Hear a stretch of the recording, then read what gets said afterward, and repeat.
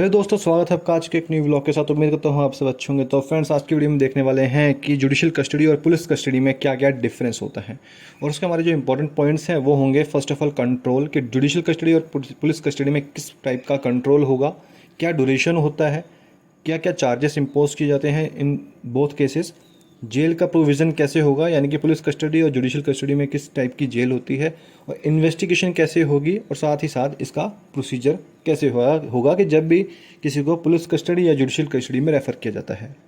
दोस्तों, चैनल पर नए हैं, फर्स्ट ऑफ ऑल आए हैं तो चैनल को सब्सक्राइब कीजिए, वीडियो को लाइक और शेयर भी कीजिए और बेल आइकन को प्रेस करना ना भूलें ताकि इस तरह के इंपॉर्टेंट अपडेट्स आप तक बिल्कुल टाइमली पहुंच सके। तो आइए वीडियो को स्टार्ट करते हैं और लास्ट तक जरूर देखें।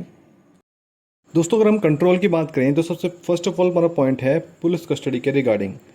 कोई भी पुलिस ऑफिसर जो कि अपनी ड्यूटी पर है, उसका एक कंप्लीट कंट्रोल है, उसका पूरा राइट है किसी भी चार्ज लेने का और या फिर किसी भी ऐसे पर्सन को अरेस्ट करने का जिस पर उसको डाउट हो सकता है कि उसके प्रोविजनल एरिया में यानी कि उसकी जुरिडिक्शन में है कोई क्राइम किसी ने कमिट किया हुआ है, यानी कि उसको तो डाउट है कि कोई क्राइम कमिट हुआ है या फिर किसी ने एक्चुअल में क्राइम कमिट किया हुआ है, तो पुलिस कस्टडी में उसको लॉकअप में रखने का पूरा राइट है। Second important point, the police can take charge of the evidence, put the suspect और accused in the police lockup and file a chargesheet on all information their team has gathered via interrogation. That means कि friends, जो police है उनके पास पूरा charge evidence के regarding लेने का पूरा राइट है और किसी भी सस्पेक्ट को या फिर एक्यूज्ड को पुलिस लॉकअप में डालने का भी राइट है, यानी कि जिसको भी डाउट है या किसी ने एक्चुअली में क्राइम कमिट किया है तो पुलिस को सीधा डायरेक्ट पुलिस लॉकअप में उठा के डाल सकती है। और उसके रिगार्डिंग जो भी चार्जशीट होगी ड्यूरिंग इंटरोगेशन या जो भी आपकी इन्फॉर्मेशन केस के रिगार्डिंग पुलिस ऑफिसर ने जो कलेक्ट की है उसको चार्जशीट के टाइप में कोर्ट में बाद में फाइल किया जाएगा। नेक्स्ट हम कंट्रोल की बात करें जुडिशियल कस्टडी के रिगार्डिंग, तो जुडिशियल कस्टडी की जो प्रिंसिपल्स है वो बेसिकली होते हैं कोर्ट लॉज के ऊपर। वे हम कह सकते हैं judicial custody works on the principle of the court laws where in the जजेस oblique magistrate takes a call on the navigation of the case, यानी कि जो जुडिशियल कस्टडी है वो उन प्रिंसिपल पे काम करती है जो कि कोर्ट के लॉज कहते हैं। जबकि होता क्या है कि जो भी जजेस या मजिस्ट्रेट आपके कॉल लेंगे केसेस के रिगार्डिंग में, उनके बेस पे जुडिशियल कस्टडी डिपेंड करती है कि उनको कब किसी को बेल पे रिलीज़ करना है, कब से कब तक जुडिशियल कस्टडी में रखना है, वो सब डिसाइड किया जाता है लॉज के according. Next important last important point है the suspect can be set free on no accord of misconduct found, sent back to the police custody for 15 days or moved to the central jail for up to 60 days before the accused is presented in front of the magistrate, यानी कि किसी भी suspect को जिसको doubt है कि किसी ने कोई क्राइम कमिट किया होगा, अगर वो गिल्टी फाउंड नहीं होता यानी कि उसके रिगार्डिंग कोई मिसकंडक्ट नहीं मिलता है और उसको बिफोर द मजिस्ट्रेट भी अगर पेश नहीं किया गया है तो उसको पुलिस कस्टडी में रखा जा सकता है, लेकिन सिर्फ और सिर्फ 15 दिन के लिए। और उसके बाद भी अगर आगे कस्टडी की रिक्वायरमेंट है तो उसको सेंट्रल जेल पर मूव किया जा सकता है, लेकिन वहाँ भी सिर्फ 60 डेज़ के लिए।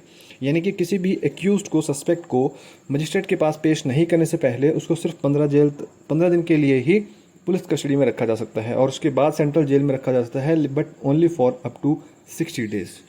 तो ये था कंट्रोल का प्रोविज़न।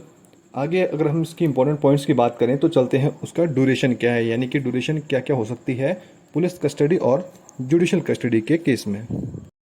तो अगर बात करें ड्यूरेशन में, फर्स्ट ऑफ ऑल अगर पुलिस कस्टडी की तो किसी भी बंदे को एक्यूज्ड को पुलिस कस्टडी में 2 घंटे से लेकर 15 दिन तक रखा जा सकता है।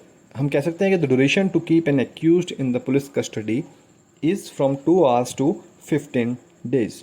ये डिपेंड करता है केस के फैक्ट्स पे और क्या क्या सिचुएशन है, बट जो मैक्सिमम पीरियड है वो 15 दिन है, यानी कि किसी भी केस में पुलिस कस्टडी में एक पर्सन को सिर्फ 15 दिन के लिए ही रखा जा सकता है।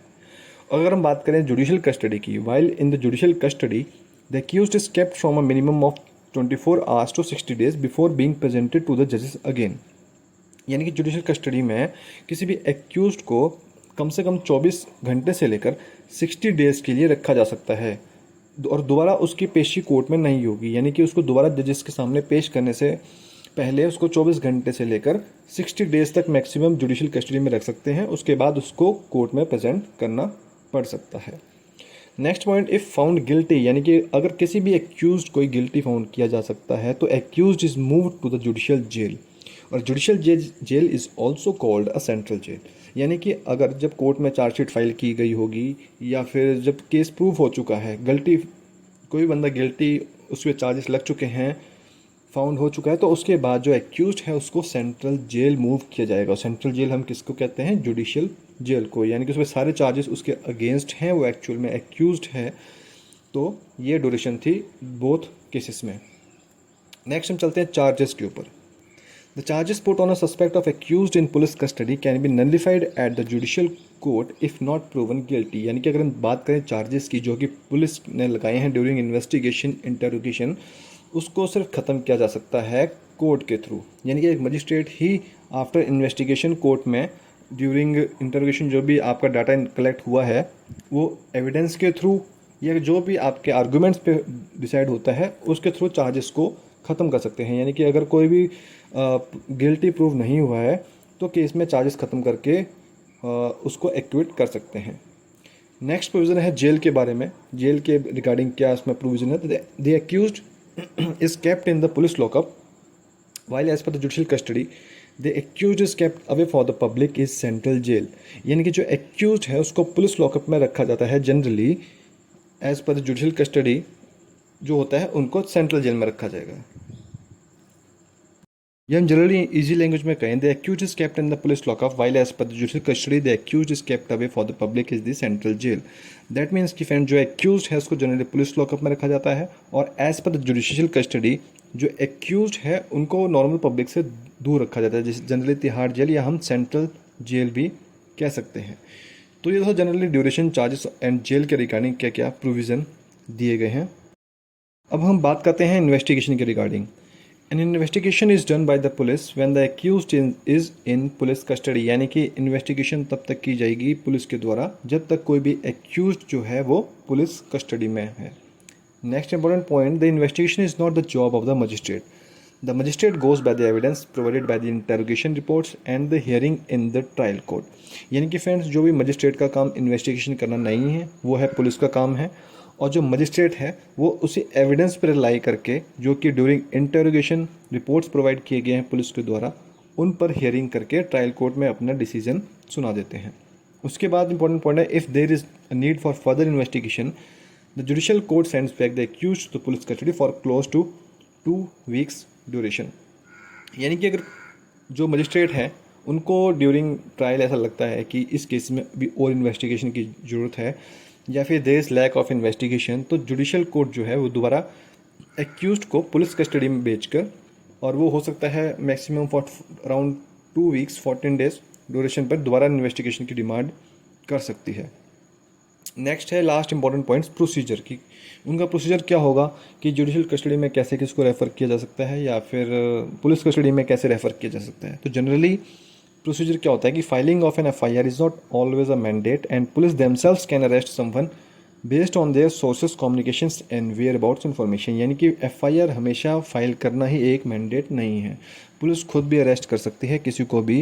अब वो कब अरेस्ट कर सकती है? जब भी कोई सीरियस हीनियस क्राइम कमिट किया गया होगा या फिर पुलिस को ऐसी कैसी इन्फॉर्मेशन, सूचना मिलती है कि कहीं पे कोई क्राइम कमिट किया जा रहा है, तो बिना एफआईआर किए भी पुलिस जो है किसी को बिना किसी एफआईआर के अरेस्ट कर सकती है।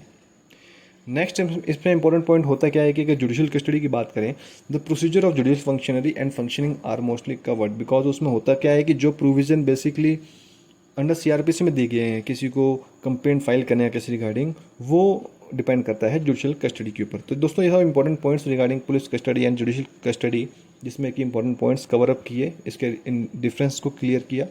तो उम्मीद करता हूँ आपके काफ़ी हद तक डाउट्स क्लियर हो गए हैं इसके वीडियो रिगार्डिंग। अगर आपके मन में कोई भी क्वेश्चन या इशू हो तो आप हमें कमेंट बॉक्स में मेंशन कर सकते हैं या फिर हमारी दी गई ईमेल आईडी के पे भी आप हमसे कांटेक्ट करके इसके क्वेश्चंस डिस्कस करते हैं।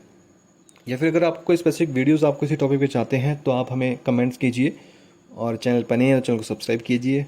इसी तरह के इंपॉर्टेंट फ्यूचर में आपको इंटरेस्टिंग अपडेट्स मिलते रहेंगे। Thanks for watching this vlog.